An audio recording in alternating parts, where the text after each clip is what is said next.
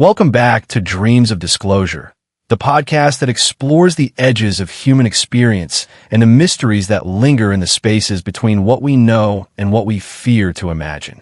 Tonight, we invite you to settle in, to dim your lights, and to drift gently into the world of strange encounters and inexplicable phenomena.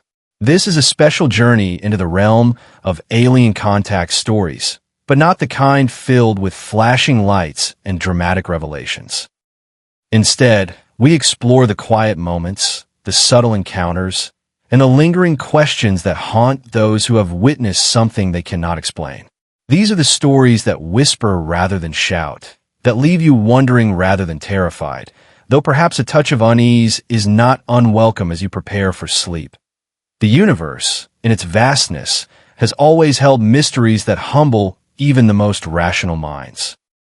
We live on a small planet in a galaxy of hundreds of billions of stars, yet we often assume we know all there is to know about what visits our skies and what might exist beyond our atmosphere.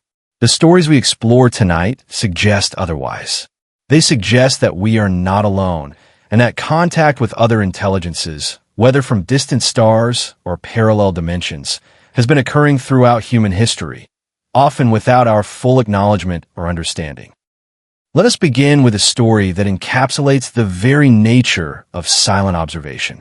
In the late 1980s, in the remote deserts of Nevada, a man emerged with claims that would reshape how an entire generation thought about government secrets and extraterrestrial contact.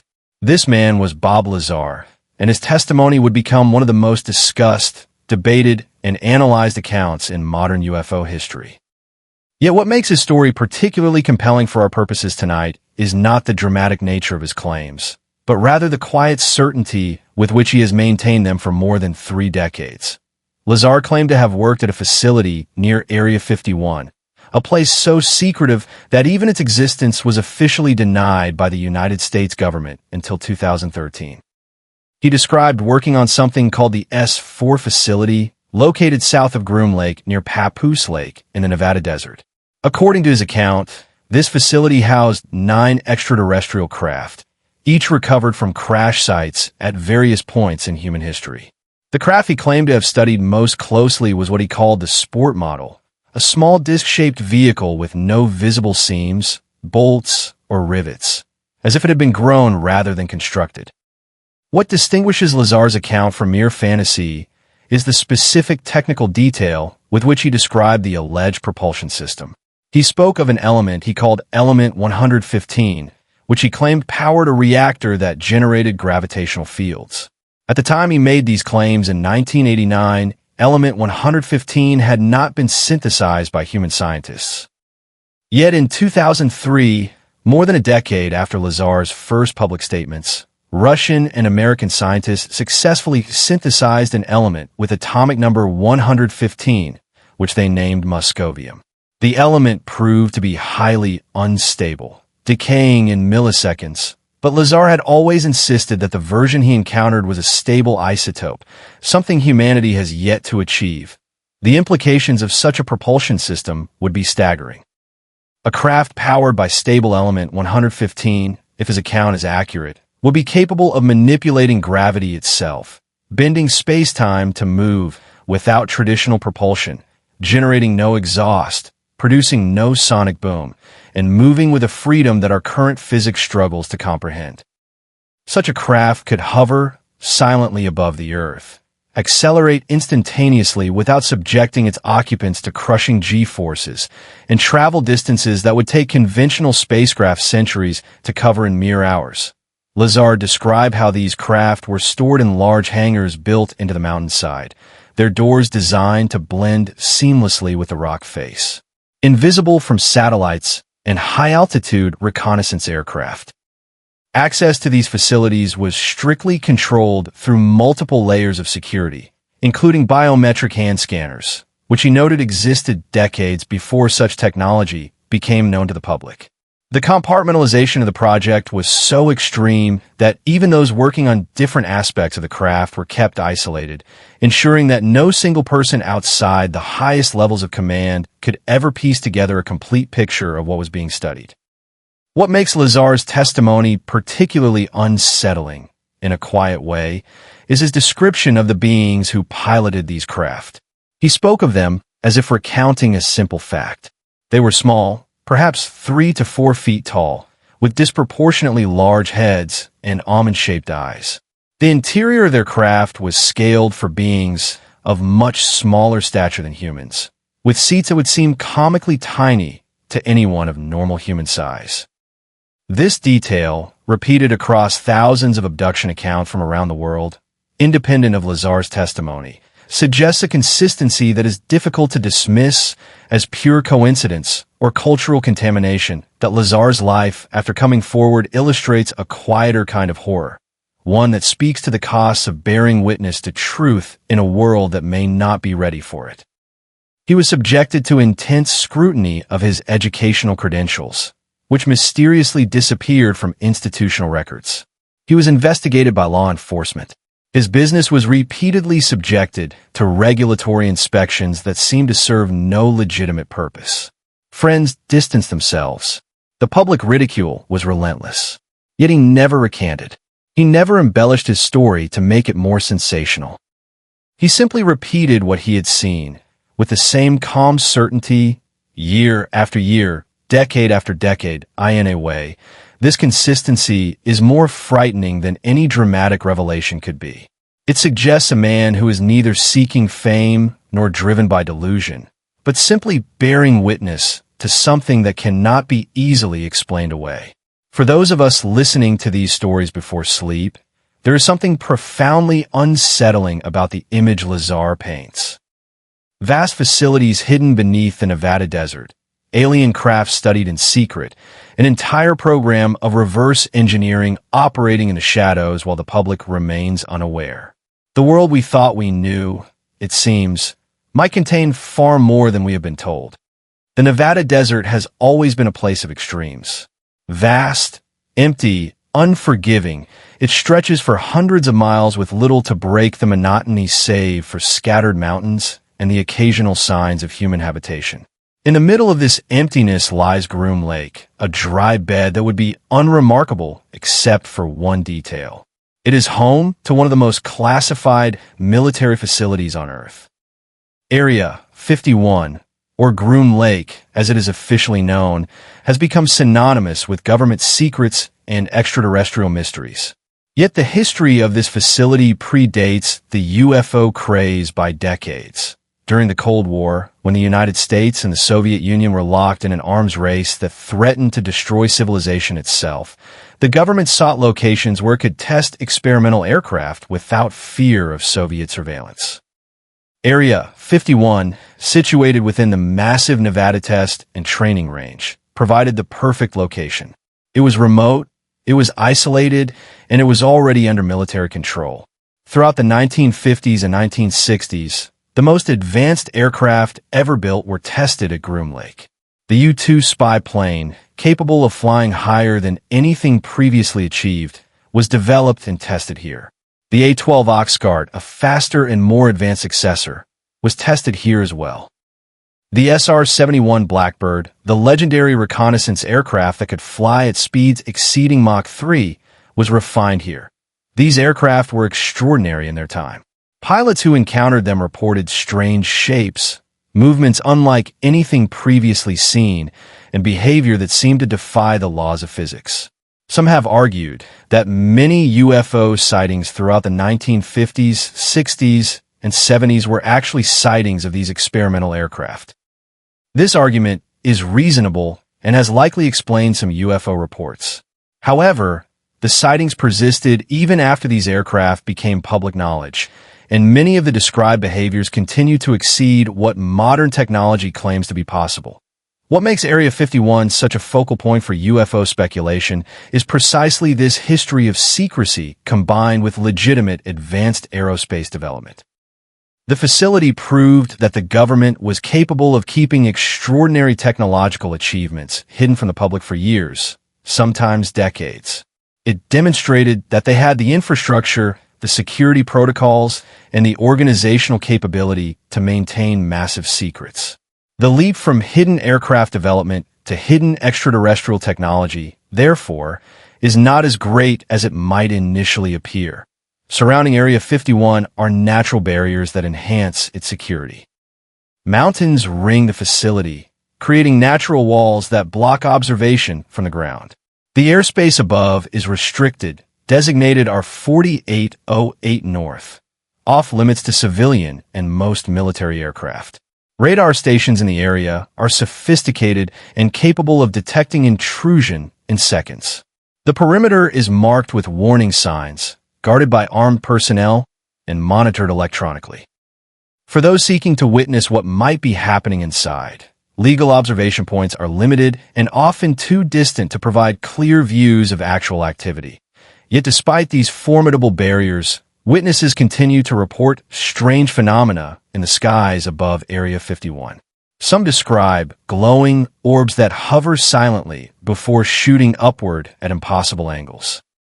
Others report formations of lights moving in perfect synchronization, turning at right angles without deceleration, and vanishing into thin air.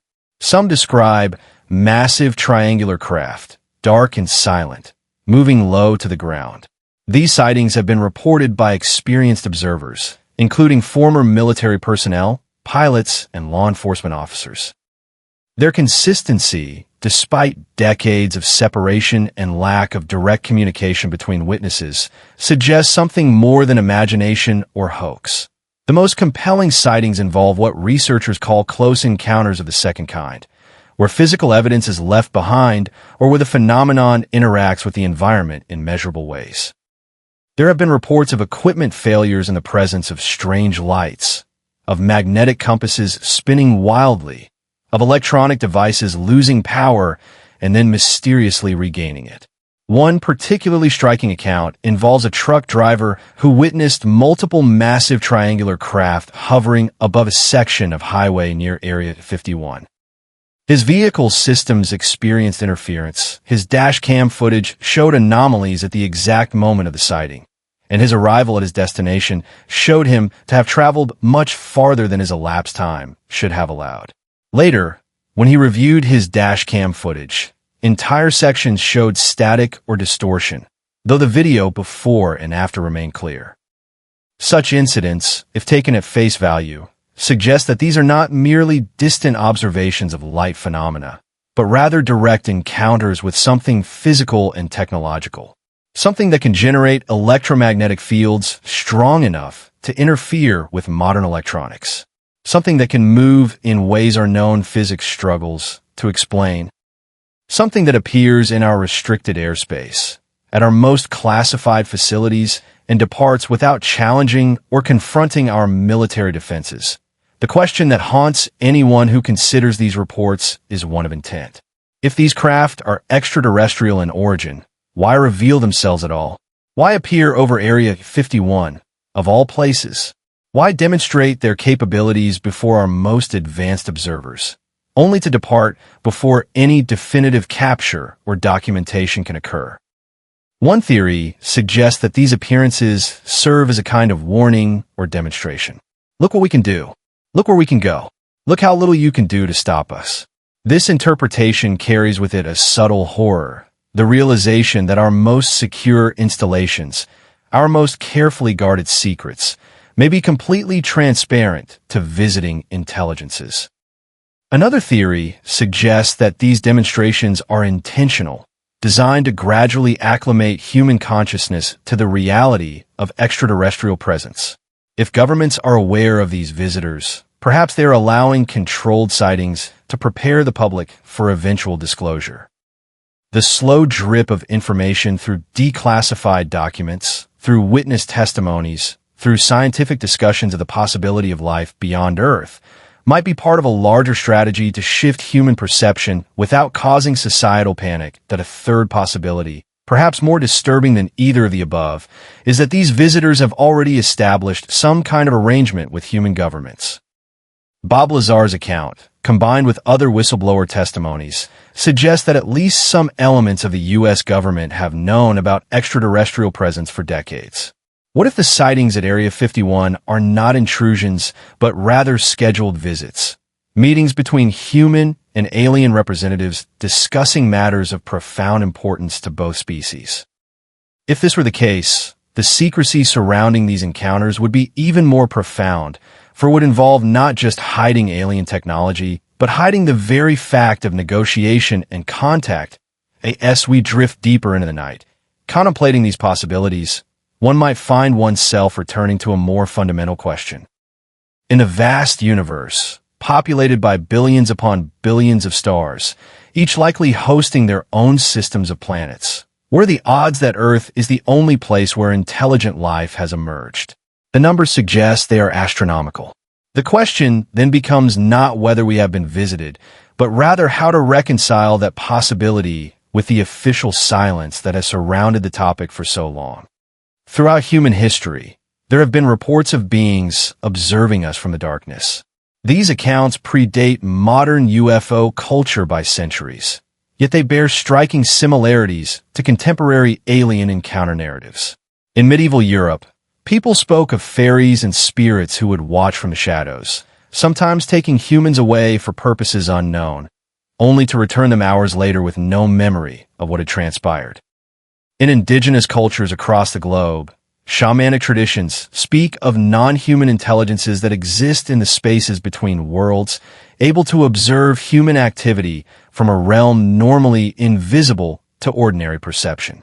In modern times, these same archetypal encounters have been reframed in contemporary language as alien abduction and extraterrestrial contact. One of the most consistent elements across these accounts, regardless of time period or culture, is the experience of being watched. Abductees frequently report a sense of presence, of eyes upon them, often before they see anything visually. This sensation seems to precede the encounter itself, suggesting that whatever these intelligences are, they possess some form of perception or communication that operates outside normal sensory channels. Some researchers have theorized that these beings might be able to perceive human consciousness directly, perhaps through some form of telepathic or electromagnetic resonance that our science has not yet developed the tools to measure. This concept becomes particularly unsettling when one considers the implications. If non-human intelligences can perceive human consciousness, can target individuals specifically rather than simply appearing randomly in the sky, then the very nature of our privacy and autonomy is called into question. We walk through the world assuming we are the primary observers, the ones with the perspective and the power. Yet if we are constantly being watched, constantly perceived by intelligences whose nature we do not understand, that assumption crumbles away. We become the observed, the studied, perhaps even the managed. There's a quality to these accounts that differs markedly from, say, seeing a conventional aircraft. When a person witnesses a plane in the sky, the experience is brief, remote, and ultimately unambiguous. It is an external event observed from a distance. But when accounts describe being watched, the experience becomes intimate, personal, and often deeply psychological. People report feeling a presence in their homes, standing at the foot of their beds. They describe a sense of awareness spreading through their minds, a pressure building in their ears or at the base of their skull. They speak of thoughts that seem to come from outside themselves, of visions and images appearing in their minds without their conscious volition.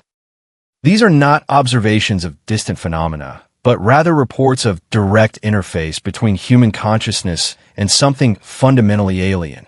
Consider the accounts of abduction that emerged particularly in the 1980s and 1990s, when researcher Bud Hopkins and others began systematically documenting the experiences of people who claimed to have been taken aboard alien craft. The consistency of these accounts, despite their incredible nature, is striking. Witnesses describe being paralyzed in their beds, unable to move or cry out, as if their nervous system had been shut down while their consciousness remained painfully aware. They describe being floated up through solid matter, through bedroom walls and roofs, as if the barriers that contain the physical world held no meaning for their captors. They describe being placed on examination tables in sterile rooms, subjected to procedures that seemed medical in nature, but whose purpose they could not comprehend. and they described the presence of beings, most commonly described as gray with large black eyes, who worked with an efficiency that suggested great intelligence, but no particular concern for the well-being of their subjects. What makes these accounts particularly unsettling is not any single element, but rather the combination and the consistency. Different abductees, separated by geography and time, describe remarkably similar procedures, remarkably similar beings, remarkably similar emotional responses. If these were purely psychological phenomena, hallucinations born from sleep paralysis or some other neurological condition, one might expect greater variation in the details. Yet the accounts cluster around certain archetypal experiences. The floating sensation, the sense of being observed and assessed, the removal of samples, the touching of the skin, the focus on reproductive systems. The presentation of hybrid children, claimed to be the offspring of the subject, and the beings themselves point. One of the most psychologically impactful elements of these accounts is the sense of purpose without understanding. Abductees frequently report being told telepathically that they have been chosen, that they are participating in something important, yet never being given a clear explanation of what that purpose might be. They are presented with visions, sometimes of environmental destruction, sometimes of peaceful futures, sometimes of astronomical phenomena. They are touched, examined, and implanted with small devices that they claim cause persistent physical sensations. And then they are returned, with their memories suppressed or fragmented, forced to piece together their experiences through hypnotic regression or gradually returning dreams and sensations. This pattern of abduction, followed by memory suppression, is particularly troubling. It suggests not just observation, but active manipulation. It is not enough, apparently, for these beings to observe us openly. Instead, they operate in secrecy, leaving us confused about our own experiences, unable to trust our own memories. Some accounts describe abductees discovering physical marks on their bodies that they cannot explain, tiny scars or implants that appeared overnight with no memory of how they came to be. Others describe developing implants that they claim allow ongoing communication or monitoring, devices that are allegedly resistant to removal and that generate persistent physical sensations. The question of what purpose such contact serves remains open. Proponents of the abduction hypothesis have offered several theories. One suggests that extraterrestrials are engaged in a long-term genetic program, breeding hybrids that are part human and part alien, perhaps to preserve their own species which may be genetically or biologically failing. Another theory proposes that these beings are attempting to understand human consciousness and our capacity for emotion, which they either lack or experience in a fundamentally different way.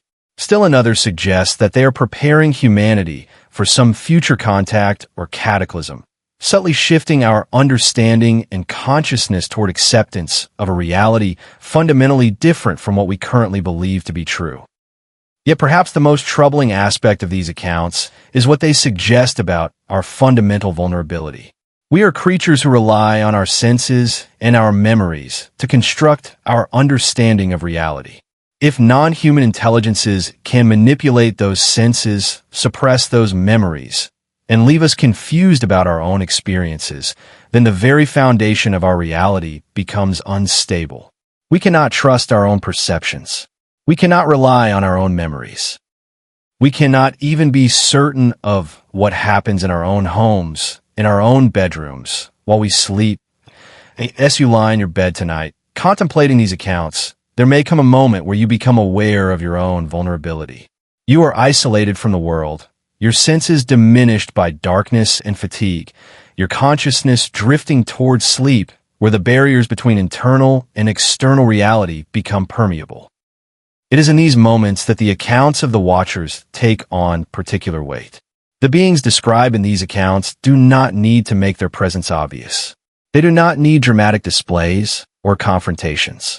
They need only watch and wait and perform whatever purposes drive them, secure in the knowledge that their subjects will not clearly remember, or if they do remember, will be doubted by a world that finds such accounts too incredible to accept.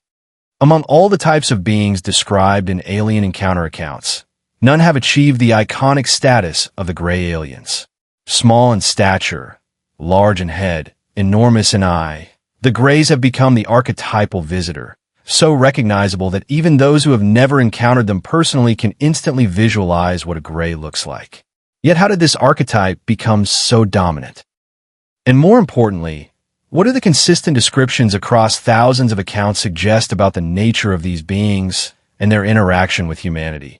The modern image of the Grey alien crystallized in the early 1960s with the account of Betty and Barney Hill, a couple from New Hampshire who claimed to have been abducted by a UFO in 1961. Under hypnotic regression, they described small figures with large black eyes, gray skin, and a manner of interaction that suggested high intelligence combined with complete indifference to human emotional distress. Prior to their account, descriptions of aliens from space tended to vary widely. Some were described as tall and humanoid, others as radiant beings of light, still others as monstrous creatures that seemed more suited to folklore than to visitors from advanced civilizations. But the Hills' description of the Greys seemed to trigger a recognition, as if they were describing something that others had also encountered but had perhaps repressed or been reluctant to speak about. In the decades following the Hill case, reports of Grey aliens proliferated. Thousands of people across the United States and around the world described encounters with these beings. What is most striking about these accounts is their consistency in fundamental details. The Greys are described as small, typically between 3 and 5 feet tall. Their bodies are thin and spindly, their skin gray or pale, entirely hairless. They lack external ears and have only small slits for mouths. But their most defining characteristic is their eyes. Enormous, black, almond-shaped, these eyes dominate the face and convey an impression of vast intelligence combined with complete otherness. Many abductees report that these eyes seem to communicate telepathically, that they could read thoughts and emotions directly from human minds. The Greys' manner of interaction with abductees is invariably described as clinical and detached. They perform procedures that seem medical in nature, but without any attempt at anesthesia or concern for the subject's pain or comfort. They remove samples of tissue, blood, or reproductive material. They insert small devices into various bodily orifices. They conduct examinations that seem designed to assess physical condition or to gather genetic information. Throughout these procedures, the Greys communicate only through telepathy, and their communications are sparse and utilitarian. They explain nothing. They apologize for nothing. They simply perform their tasks with methodical efficiency and move on. What is particularly striking about these accounts is the sense that the Greys are not interested in the abductee as an individual or as a conscious being with feelings or rights. Rather, the abductee is an object of study, a specimen to be examined and then returned. Some researchers have theorized that this detached approach reflects a fundamental difference between human and Grey psychology. Perhaps the Greys are not cruel in any intentional sense, but rather incapable of experiencing empathy.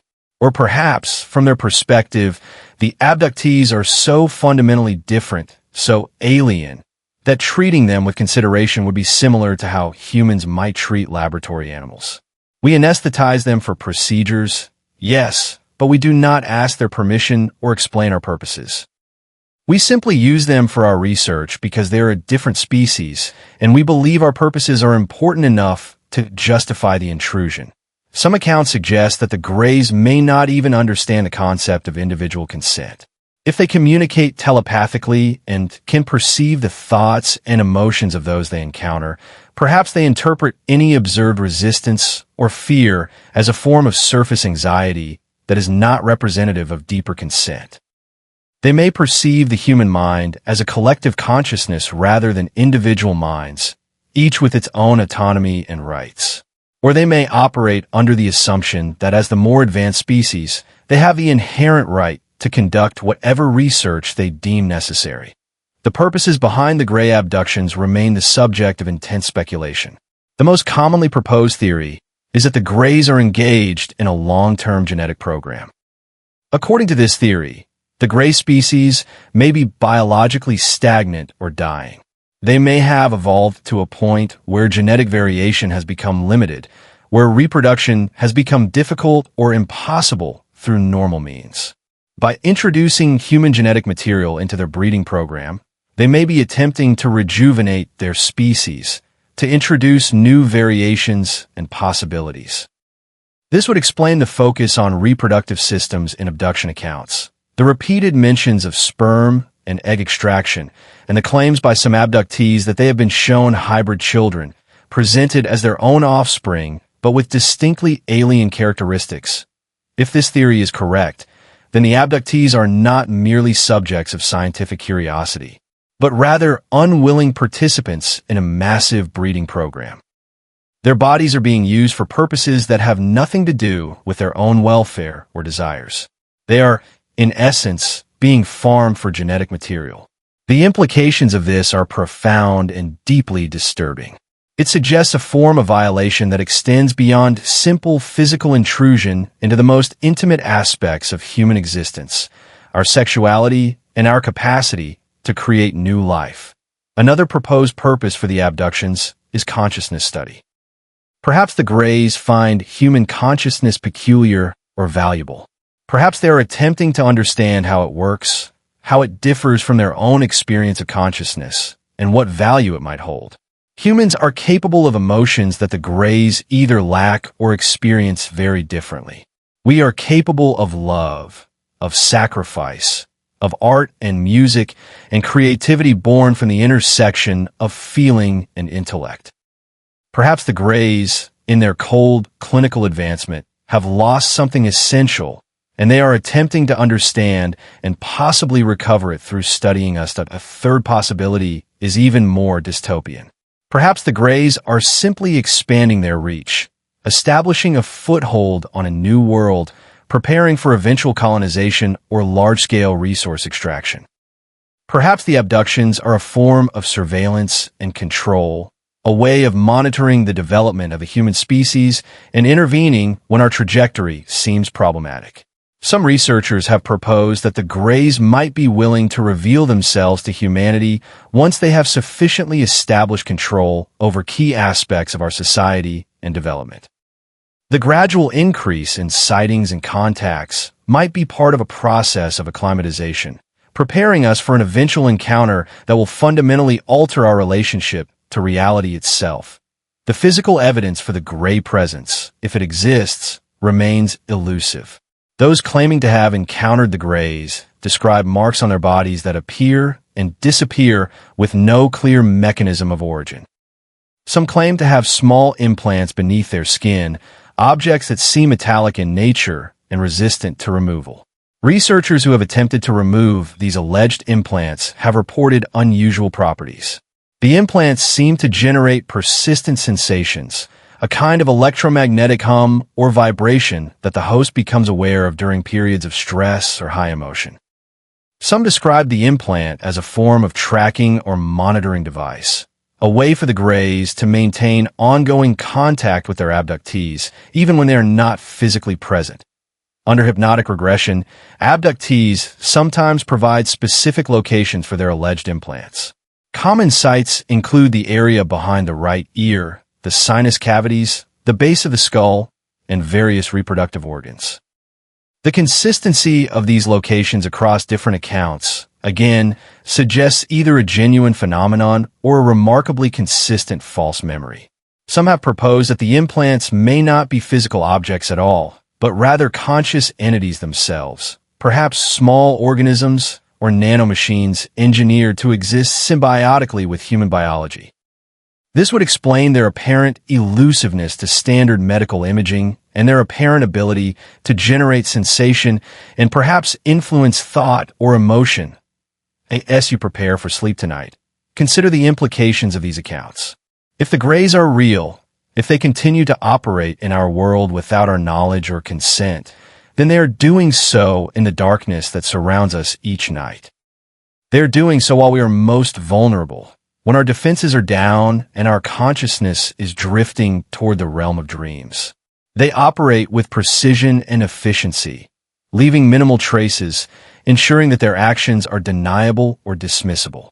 The world you wake up to each morning, the world of sunlight and logic and rational explanation, may be masking a much stranger reality that unfolds in the night. One of the most consistently reported elements of alien encounter accounts is the experience of missing time. A person will be going about their normal evening, perhaps driving home from work or preparing for bed, and will suddenly find that several hours have passed with no memory of how. The clock will show that time has elapsed, sometimes hours, but the subject will have no conscious recollection of what happened during that period. Physical evidence may appear on their body that cannot be explained. Their clothing may be torn or altered. They may be in a different location than they expected. Most disturbing of all, they often experience fragmentary memories of events during the missing time, memories that emerge gradually through dreams or spontaneous recollection, or which require hypnotic regression to fully recover. One of the earliest and most famous cases of missing time is that of Carlos Castaneda and the Valley family from the 1970s, though their experiences were far from unique. Throughout the history of UFO abduction accounts, missing time stands out as one of the most common and most disturbing elements. It is the evidence that the experience was not merely psychological, not merely a dream or a hallucination, because time itself seems to have been externally manipulated. The subject did not imagine the missing time. The clock confirms it. Only the memory of how the time was spent is absent. This pattern raises profound questions about the nature of consciousness and memory. If a period of time can be removed from a person's conscious awareness and then effectively erased from memory, what does that say about the reliability of our own minds? What mechanism could accomplish such a feat? Modern neuroscience has made great advances in understanding memory formation and recall, but the selective erasure of memory for a specific period of time, while leaving surrounding memories intact, remains beyond our current capabilities. It suggests that those responsible for the abductions possess a level of understanding of human neurology that far exceeds our own. Some researchers have proposed that missing time might be explained by ordinary mechanisms. Perhaps the subject fell asleep and simply lost track of time.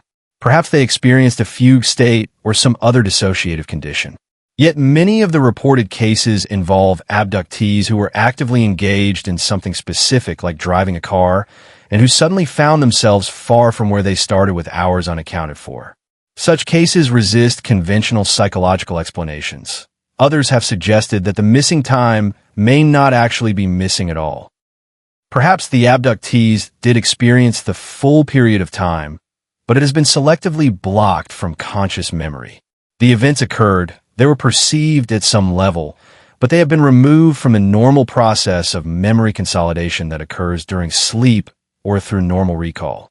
This would be consistent with many abductees' reports of fragmented or intrusive memories that seem to surface unbidden, particularly during times of stress or high emotion.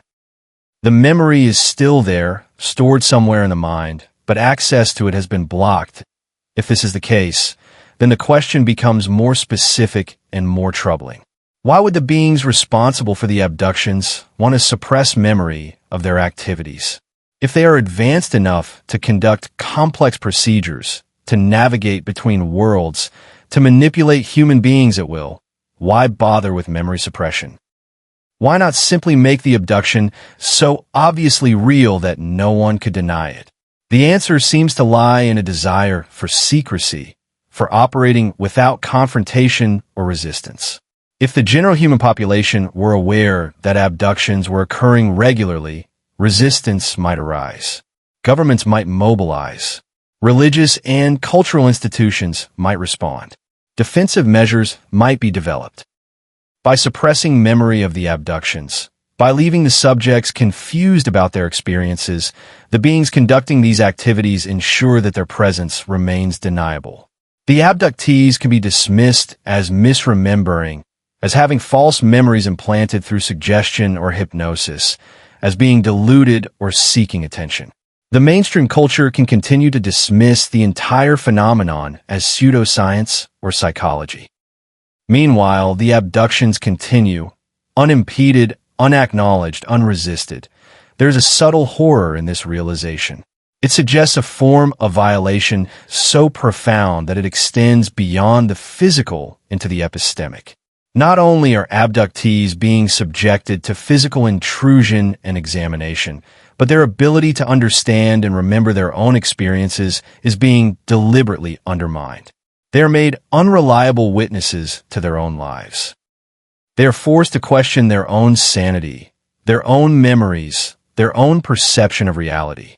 Even if they manage to recover memory through hypnosis, that recovered memory is immediately called into question by mainstream science, which views hypnotic regression as an unreliable method of memory recovery, one that is prone to false memories and confabulation. This creates a double bind for the abductees. They either accept the official consensus that their experiences were not real, that they were hallucinations or false memories, and thereby dismiss a core part of their lived experience as unreal. Or they insist on the reality of their experiences despite being constantly contradicted by authorities and experts, living in a state of cognitive dissonance where their direct experience conflicts fundamentally with the consensus reality presented by the mainstream world. Some abductees cope with this by forming communities with others who have had similar experiences.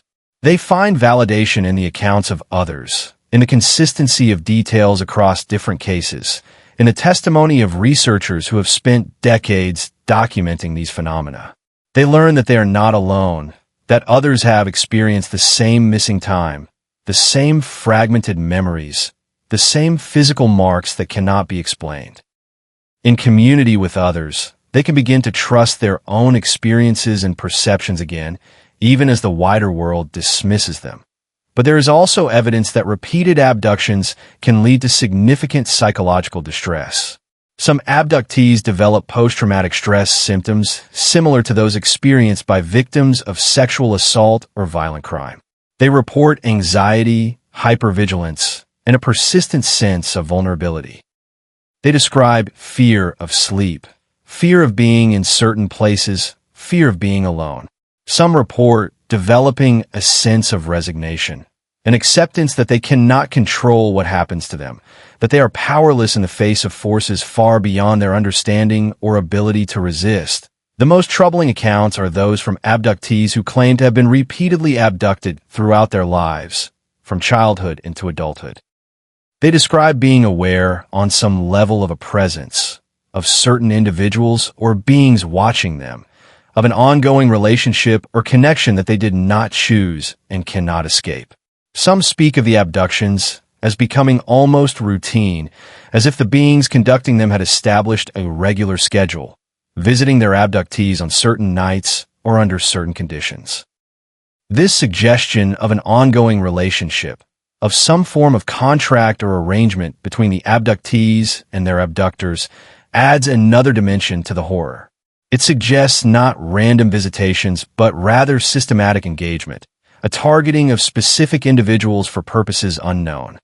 One of the most emotionally charged aspects of alien abduction accounts involves the presentation of hybrid children. Multiple abductees, particularly women, have reported being shown children during their abductions. Children who are presented as their own offspring, yet who possess characteristics that are clearly not entirely human. These beings are typically described as small, with gray or grayish-brown skin, disproportionately large heads, and eyes that are large but not quite as dominant as those of the full gray aliens. They're described as weak or fragile, as if their biology is still being refined or perfected. What is particularly traumatic about these encounters is the implied message. Abductees are being told that they have participated, however unwillingly, in the creation of new life. Their genetic material has been extracted and combined with alien genetics to produce offspring. They are being presented with these children, sometimes being asked to interact with them, to touch them, to provide some form of maternal or paternal engagement. And then they are returned to their normal lives with fragmentary memories of these encounters, left to wonder about the fate of these hybrid children. Some abductees report that they have been shown these children on multiple occasions, that they have watched them grow and develop over time. They describe the children as learning human behaviors and emotions by observing their human parents. They describe a sense of connection to these beings, despite their obvious alienness. Some have reported feeling a sense of responsibility for them, a desire to protect them, combined with the horror of knowing that they cannot. These children exist in a realm that the abductees cannot reach, in the hands of beings whose motivations and intentions remain unclear. The purpose behind this hybrid breeding program remains the subject of intense speculation.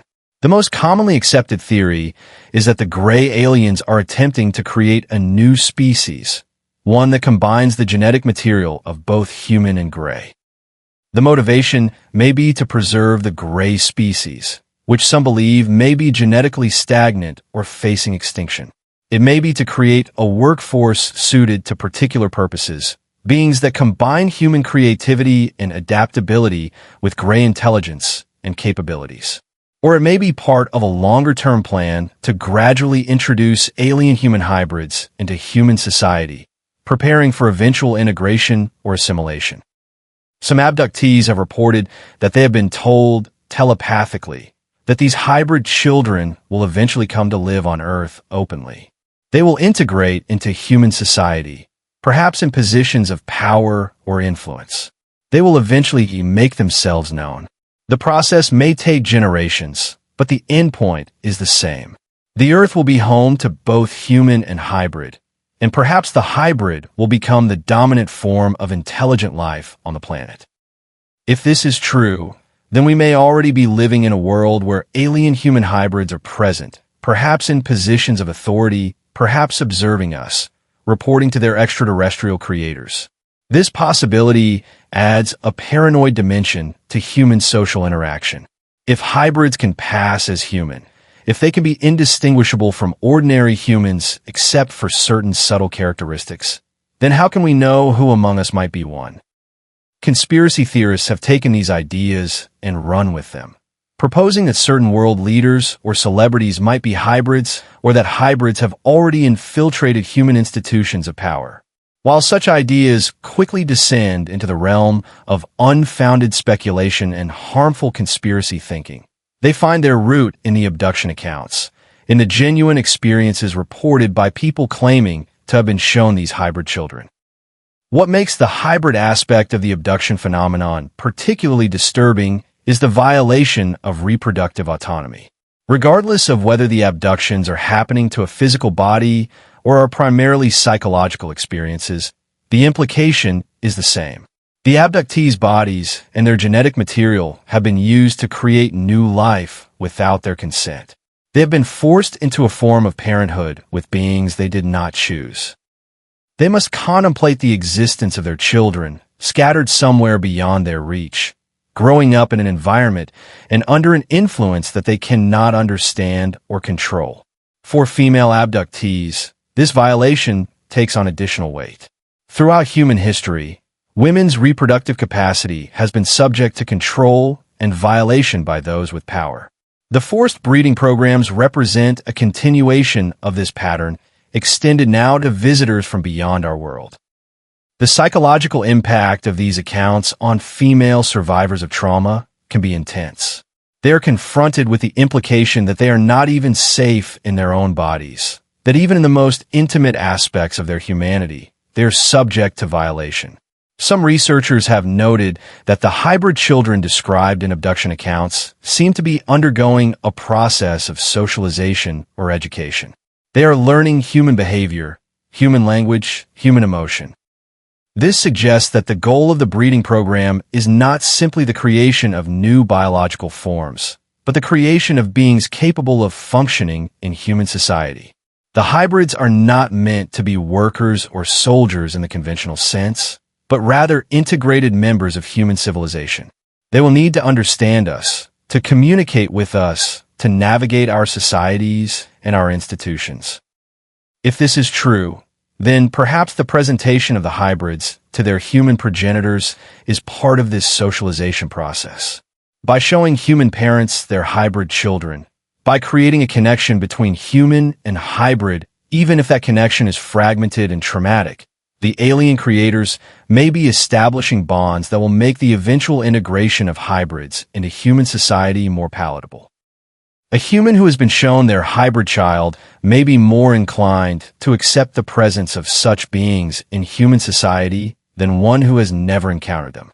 As night deepens and we contemplate these accounts, there is something profoundly unsettling about the idea of children that exist partially in our world and partially in a world beyond our understanding. Children that carry our genetic material but are shaped by alien intelligence and alien values. Children that may someday live among us, may hold positions of power and influence, may guide human civilization toward purposes that serve alien interests rather than human interests. The thought of these beings, the product of violation and unwilling participation, inheriting our world, is enough to make one's skin prickle with unease. While many abduction accounts involve people who are taken and then returned, there are cases where people have disappeared entirely, with little explanation and no clear evidence of what happened to them. These are the cases that haunt us most profoundly, the cases where the line between alien encounter and conventional tragedy becomes unclear. Is a person who vanishes without a trace and is never found truly the victim of alien abduction? Or are they simply missing? How can we distinguish between the two when the evidence is so sparse and the possibilities so strange? One such case involves a woman from the American Southwest who disappeared while driving along a remote desert road in the 1980s. Her car was found, engines still running, doors open, but she was nowhere to be found. A search of the area revealed no sign of her. Her vehicle showed no signs of damage or struggle. It was as if she had simply vanished from within her own car while it was in motion. Weeks later, she was found unconscious and dehydrated in a canyon many miles away, in an area that had been extensively searched. She had no memory of how she came to be there, and medical examination revealed marks on her body that could not be explained, marks that resembled the puncture wounds described in other abduction accounts. Another case involves a man who disappeared from his backyard in the early 1990s. His family was having a barbecue, and he stepped away briefly to retrieve something from inside the house. He never returned. His family found him unconscious, lying in the dirt several miles away from his home, in a direction that would have been difficult to travel to without using a car. Again, he had no memory of what happened, though he reported dreams of being in a strange environment, of being examined by beings he could not quite focus on or remember clearly. These cases raise the question of whether disappearances reported as mysterious in the criminal justice system might actually be abduction cases that have been misclassified. How many missing persons cases, the thousands of people who vanish each year without explanation, might represent abduction victims rather than victims of crime, accident, or voluntary disappearance? The criminal justice system has no framework for investigating alien abduction. So, if a person disappears and is later found with no explanation, the case is typically closed with a conclusion that remains mysterious. The possibility that they were taken off-world and later returned is not entertained as a serious hypothesis. Some of the most tragic cases involve children. There have been reports of children being taken during the night, their beds empty in the morning, only to be found days or weeks later in locations far from home. Some children report memories of being in strange environments, of being examined by beings they could not identify. Some report being taught or shown things by their abductors. Others simply remember fear and confusion and a sense of time passing in an unusual way. The possibility that children are being abducted and potentially used for genetic programs similar to those described in adult abductions raises questions about the scope and scale of these activities. If children are being taken, how many? And what purposes are they being used for? Some researchers have theorized that alien interest in human children might relate to the human capacity for learning and adaptation. That children's brains, being more plastic and flexible, might be more useful for certain experimental or educational purposes than adult brains. The thought of children being used as test subjects for alien research is deeply disturbing. There are also cases where people have disappeared and never been found, where there is some circumstantial evidence suggesting alien involvement, but no definitive proof. One such case involved a woman who disappeared from a parking lot in broad daylight in the early 2000s. The parking lot had security cameras, but the footage of the exact moment of her disappearance shows a period of static and visual distortion lasting approximately 30 seconds. When the image clears, she is gone. No one was seen approaching her. No vehicle was seen in the area, yet she vanished in that 30-second window. Such cases are rare, but they raise the question of whether advanced technology could create localized areas of electromagnetic interference capable of obscuring surveillance and perhaps facilitating the abduction of individuals. The permanent disappearances, whether alien abduction cases or conventional missing persons cases, leave behind a particular kind of wound in the families and communities affected. Unlike deaths, which bring closure and allow for grieving and moving on, disappearances leave a kind of open wound. The person is not confirmed dead, so hope persists that they might be found, might return. But as years pass and the chances of finding the person alive diminish, that hope becomes painful. The families are left in a liminal state, unable to fully accept the death of their loved one, but unable to continue in hope that they will be found. For those who believe that at least some disappearances are the result of alien abduction, the implications are even more complex. If the person has been taken off-world, do they still exist? Are they still alive? Will they ever be returned? Is there anything that can be done to help them? Are they being held against their will? Or have they somehow adapted to their captor's environment and accepted their fate? These questions torment the families of those who have disappeared under mysterious circumstances, particularly if there is evidence suggesting alien involvement. Throughout this exploration of alien encounter accounts, a central question has lurked. What do these beings want? What purposes drive them to visit Earth, to observe us, to interact with us in ways that are often traumatic and always mysterious? Various researchers and theorists have proposed explanations, and while none can be definitively proven, each offers a particular perspective on what might be occurring. The genetic harvesting hypothesis remains one of the most widely accepted theories. According to this view, the gray aliens are engaged in a long-term project of genetic engineering, using human DNA to rejuvenate their own species or to create a new hybrid form. The abductions serve as a mechanism for collecting genetic material and for monitoring the results of hybrid breeding programs. This hypothesis is supported by the consistent focus on reproductive systems in abduction accounts and by the reports of hybrid children being presented to their human progenitors. If true, it would suggest that the beings conducting these activities have an investment in human genetics extending over many human generations. Another hypothesis proposes that the abductions serve as a form of consciousness study. Perhaps the gray aliens, having evolved to a point of great technological sophistication, have lost or never possessed the capacity for emotions that humans experience.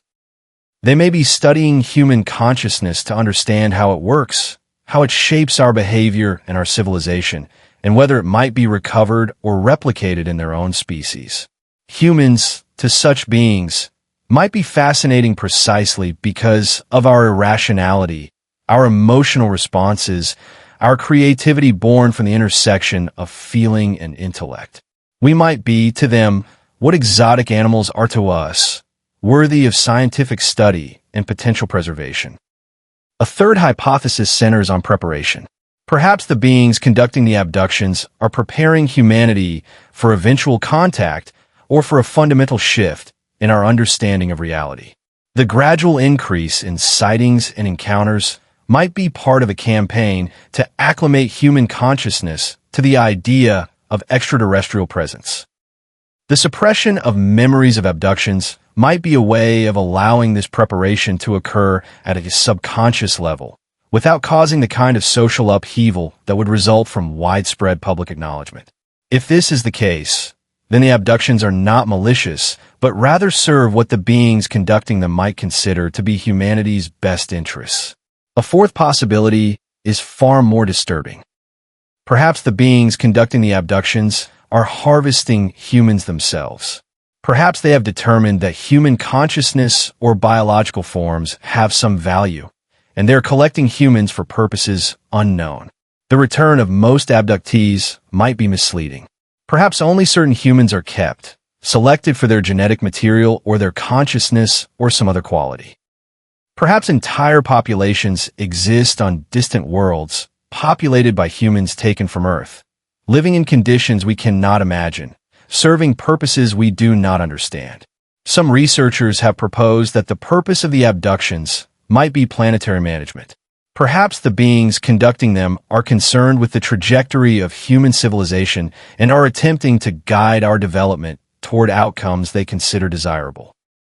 The implants described by some abductees might serve not merely as tracking devices, but as means of subtle influence, allowing the beings to guide human decisions and behaviors through technological intervention. The teaching and communication reported by some abductees might represent attempts to guide human consciousness toward particular understandings or values that the beings consider important. Yet another hypothesis suggests that the abductions might be territorial or proprietary in nature. Perhaps Earth is claimed by these beings, and humans are regarded as a species inhabiting territory under their control. The abductions might serve as a form of management, a way of assessing the human population, removing those deemed problematic, and ensuring that humanity develops in ways that do not threaten the interests of the overseeing intelligence. This would be consistent with the reports of observation and surveillance, the sense that humans are being watched and assessed. Some fringe theorists have proposed even more exotic purposes. Perhaps the beings conducting the abductions are from Earth itself, from underground or underwater civilizations that have existed in secret throughout human history. Perhaps they are future humans, returned from a distant time to conduct experiments or interventions in their own evolutionary past. Perhaps they are not extraterrestrial at all, but rather interdimensional, existing in parallel realities and using Earth as a kind of laboratory or testing ground. What all of these hypotheses share is a fundamental assumption. Whatever is occurring, it is not accidental or benign. The beings conducting the abductions are doing so with purpose and intention, regardless of whether that purpose aligns with or conflicts with human interests. They possess knowledge and capabilities far beyond our own, and they operate largely without restraint from human authorities or resistance. The abductions continue because nothing humans can do has proven effective at stopping them. This realization that we are subject to activities we cannot control or prevent, that our bodies and our minds are accessible to beings whose intentions we do not understand, is fundamentally humbling. It strips away the illusion of human dominion and forces us to confront our own vulnerability and insignificance. We are not the masters of our own planet. We are not the primary intelligences operating within our world. We share it with others, beings whose nature and purposes remain largely mysterious.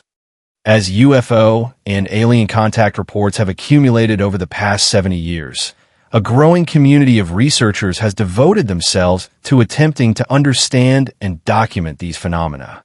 These researchers come from diverse backgrounds. Some are scientists, others are journalists, still others are simply individuals who have had encounters themselves and have dedicated their lives to understanding them. Their work has created a body of documentation and analysis that, while not universally accepted by mainstream science, represents the most comprehensive attempt to take these reports seriously and investigate them systematically. One of the most famous researchers in this field was J. Allen Hynek, an astronomer who worked with the U.S. Air Force's Project Blue Book, the official investigation into UFO reports. Initially skeptical of UFO claims, Hynek gradually came to believe that something real was occurring that could not be easily dismissed. He developed a classification system for UFO encounters, categorizing them from simple distant sightings to complex close encounters involving interaction with unknown beings. His classification system, while not perfect, provided a framework for understanding the varying degrees and types of encounter reports. Hynek coined the term close encounter of the third kind, referring to encounters involving direct observation of alien beings or craft in close proximity. His work lent a degree of credibility to the study of UFO phenomena, even as mainstream science continued to dismiss such reports. Many of today's leading UFO researchers cite Hynek's work as foundational to their own investigations. Another significant researcher is Dr. David Jacobs, a historian by training who spent decades investigating and documenting abduction accounts through hypnotic regression and careful interviewing. Jacobs developed detailed theories about the nature and purpose of alien abductions, proposing that they constitute part of a long-term program of genetic manipulation and eventual integration into human society. His research, while controversial, is notable for its rigor and its willingness to take the testimony of abductees seriously. Bud Hopkins, an artist who became interested in UFO phenomena after his own encounter, spent decades documenting abduction accounts and interviewing witnesses. His books, based on careful research and hypnotic regression work, became foundational texts in the study of alien abductions. Hopkins's approach was to treat the abductees with respect and to take their accounts seriously while remaining open to the possibility that psychological factors might be involved.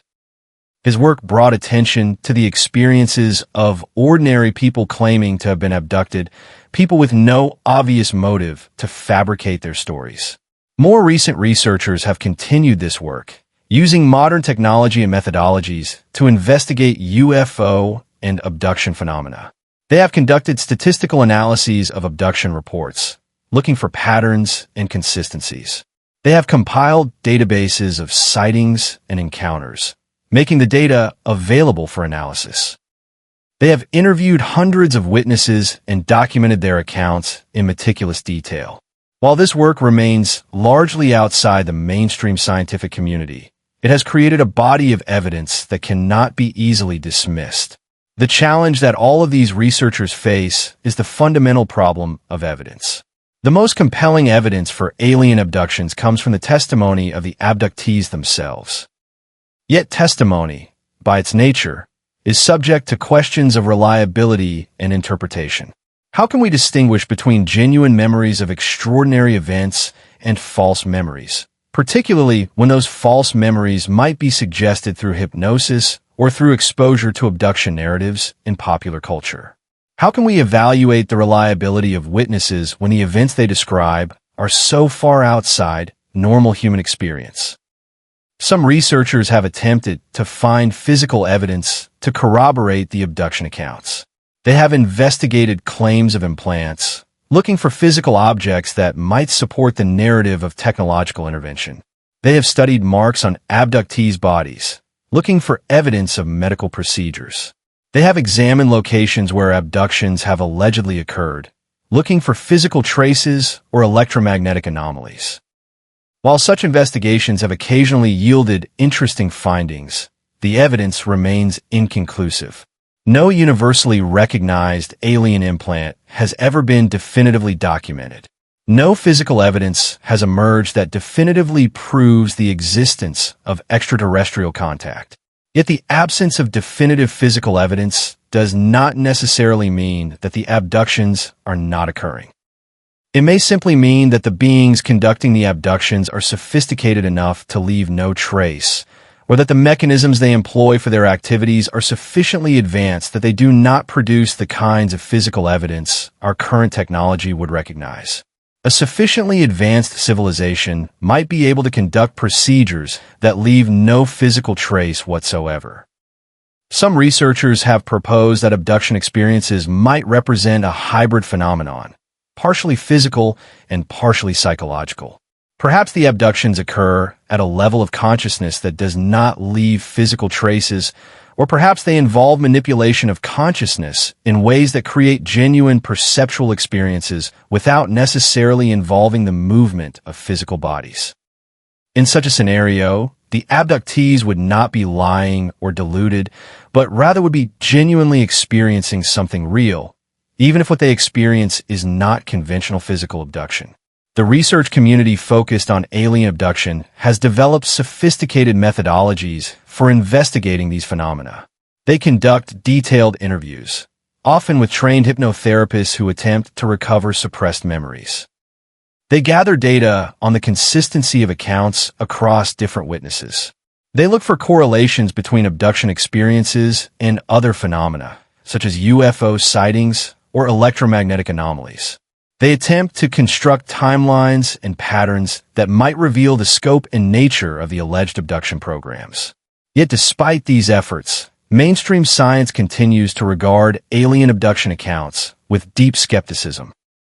The fundamental problem is that the claims made are extraordinary, and according to Occam's razor, extraordinary claims require extraordinary evidence. Without definitive physical evidence or scientific evidence that cannot be explained by conventional means, mainstream science holds that the most parsimonious explanation is that the abductions do not occur in the way described, but rather are the result of psychological factors such as sleep paralysis, false memories, or other neurological phenomena. This disagreement between the researchers focused on alien contact and the mainstream scientific establishment remains unresolved. Each side has arguments to support its position. The researchers point to the consistency of abduction accounts, the credibility of the witnesses, and the experiences of multiple independent investigators who have reached similar conclusions. The mainstream establishment points to the lack of definitive physical evidence and to the well-documented human capacity for false memories and psychological distortion. One of the most consistent threads running through UFO and alien contact research is the belief that governments, particularly the United States government, possess knowledge of extraterrestrial contact, but have actively suppressed this information. The evidence for government knowledge includes declassified documents that mention UFO investigations, the admission by government officials that Area 51 exists and was used for aircraft testing, and various whistleblower accounts from people claiming to have worked on classified programs involving extraterrestrial technology. The most famous declaration of government involvement comes from Bob Lazar's claims that he worked on reverse engineering extraterrestrial craft at a facility south of Area 51. Whether Lazar's claims are accurate or not, his account has shaped public perception of government knowledge regarding alien contact. He presented himself not as a conspiracy theorist or a crank, but as a credible scientist sharing information about a classified program he had worked on. His willingness to go on record, to share specific technical details, and to stick to his story despite intense scrutiny and ridicule gave his account a weight that purely anonymous whistleblower accounts lack. In 2013, after decades of official denial, the U.S. government released declassified documents that confirmed the existence of Area 51 and its use in testing advanced aircraft. This admission, while not addressing the alien question, demonstrated that the government had indeed maintained absolute secrecy about activities at the facility. If the government could keep the existence and purpose of Area 51 secret for over 50 years, what else might they be hiding? If they could develop and test aircraft that seemed like UFOs to observers, might they also be reverse engineering actual extraterrestrial craft? Various researchers have proposed explanations for why governments might maintain secrecy regarding alien contact. One proposal centers on national security. If other nations became aware that the U.S. had possession of extraterrestrial technology, they would doubtless attempt to capture or replicate it. The strategic advantage provided by such technology would be immense, and governments would naturally wish to maintain that advantage. Disclosure of alien contact would require sharing knowledge of extraterrestrial presence with the international community, potentially losing the advantage of exclusive knowledge. Another proposal centers on social stability. If the general public became aware that Earth has been visited by extraterrestrial intelligences, that humans have been abducted and subjected to experimentation, that the government has known this all along and has maintained secrecy, the reaction could be one of profound shock and loss of confidence in institutions. Religious institutions might face crises as their theological frameworks are challenged. Economic systems might face disruption as citizens question the priorities of their governments. The social fabric might be damaged in ways that governments believe would be more harmful than continued secrecy. A third proposal suggests that governments might be in negotiations with extraterrestrial intelligences, conducting diplomacy at a level far above public awareness. If this were the case, disclosure would compromise ongoing negotiations and might jeopardize agreements that governments believe are essential for human security or interests. The suppression of alien contact information would serve to keep negotiations confidential and to ensure that the general human population does not interfere with high-level diplomatic efforts. Whatever the reasons for government secrecy, the pattern is clear. Governments have consistently denied knowledge of extraterrestrial contact, even as evidence accumulated suggesting such contact was occurring. They have investigated UFO sightings while maintaining public denial of the phenomena.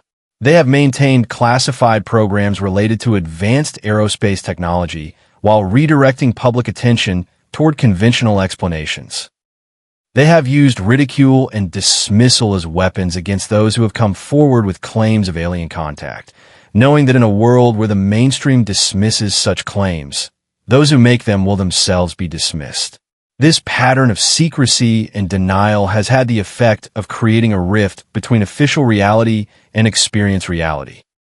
For those claiming to have had contact with alien intelligences, the official denial of these phenomena is an additional layer of trauma and isolation. They are forced to either accept that their experiences were not real, that they were hallucinations or false memories, or to maintain their account of their experiences while being labeled as deluded or dishonest by the official organs of society. Some researchers have proposed that the government's secrecy regarding alien contact may itself be part of a larger project by extraterrestrial intelligences. Perhaps the aliens have requested or demanded that governments maintain secrecy regarding their presence. Perhaps governments are under agreements that prohibit disclosure. This would create a situation where the very institutions designed to protect and serve the public are actually serving the interests of extraterrestrial intelligences, keeping information hidden that the public has a right to know. The possibility of government complicity in suppressing knowledge of alien contact raises profound questions about the nature of political power and the relationship between governments and their citizens.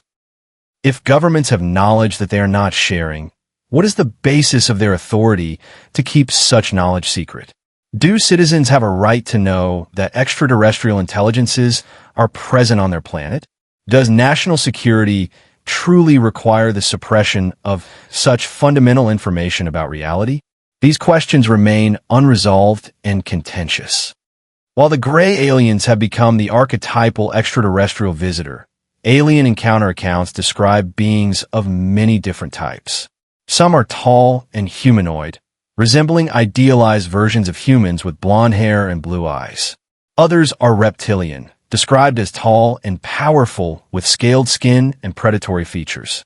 Still others are insectoid, resembling praying mantises or other arthropods.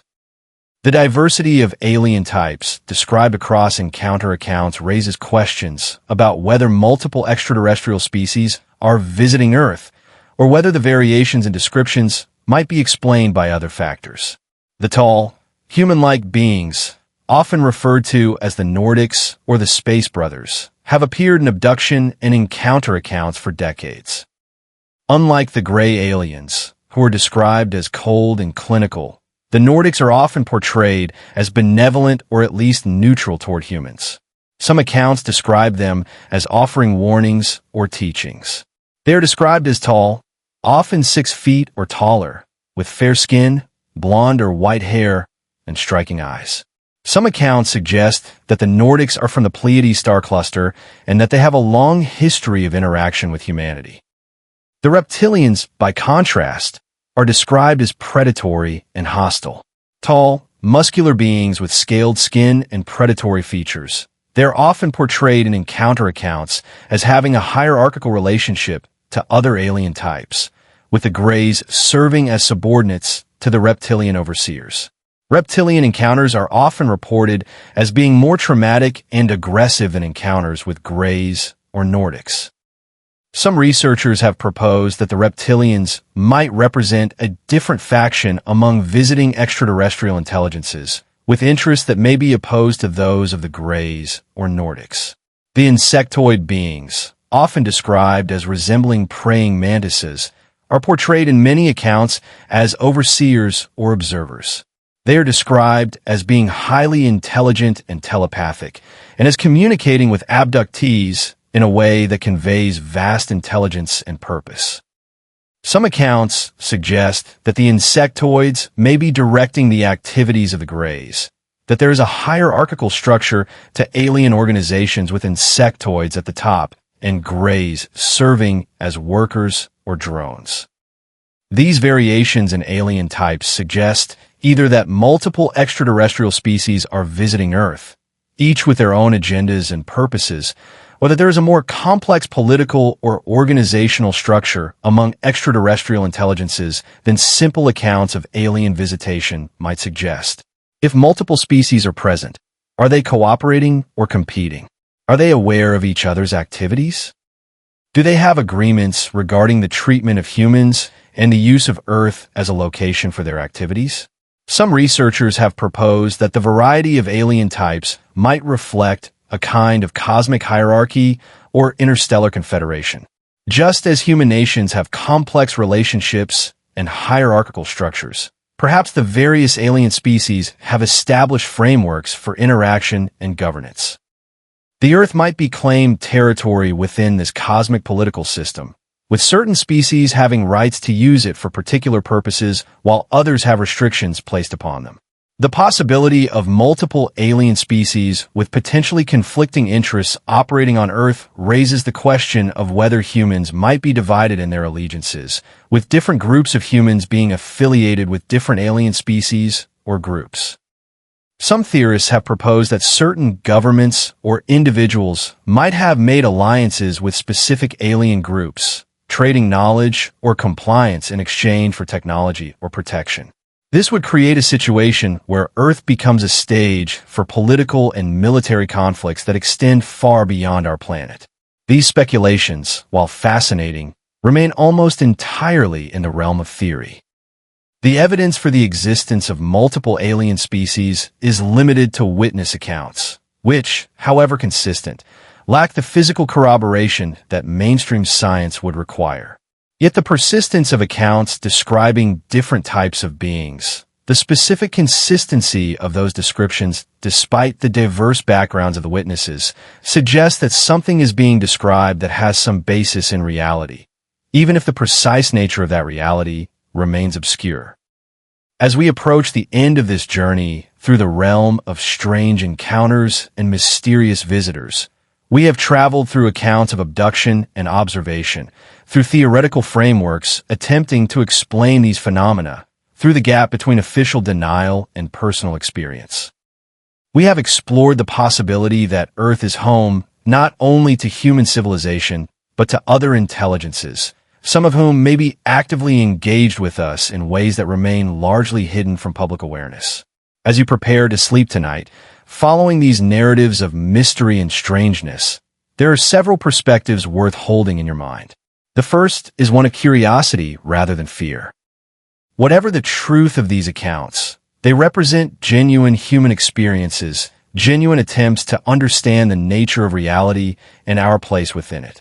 Whether alien abduction is occurring as literally described, or whether these accounts represent psychological phenomena or spiritual experiences being filtered through contemporary frameworks, they tell us something important about human consciousness and human vulnerability. The second perspective involves the recognition of mystery itself. Despite all our scientific advancement, despite all our technology and understanding, there remain vast areas of human experience and of the natural world that we do not fully understand.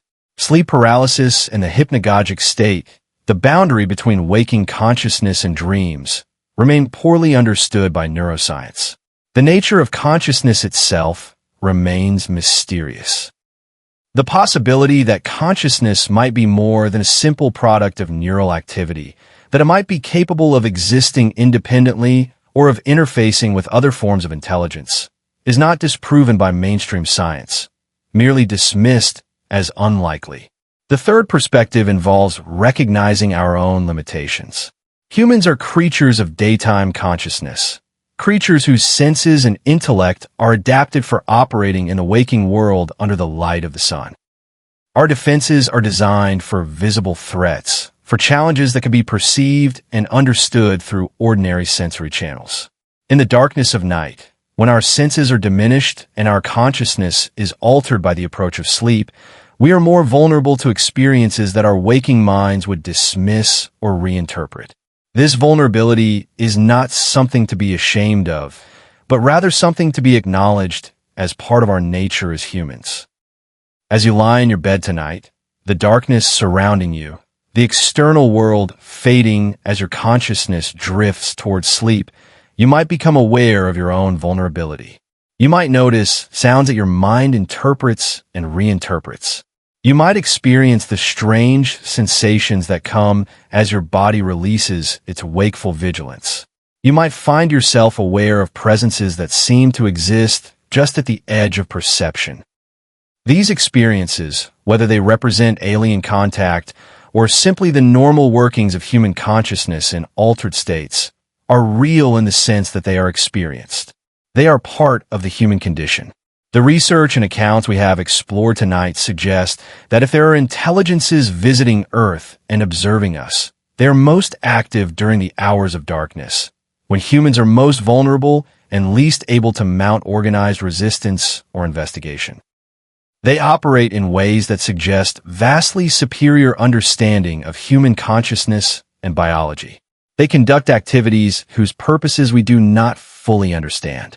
Yet they do so with a restraint that suggests some kind of limitation or agreement.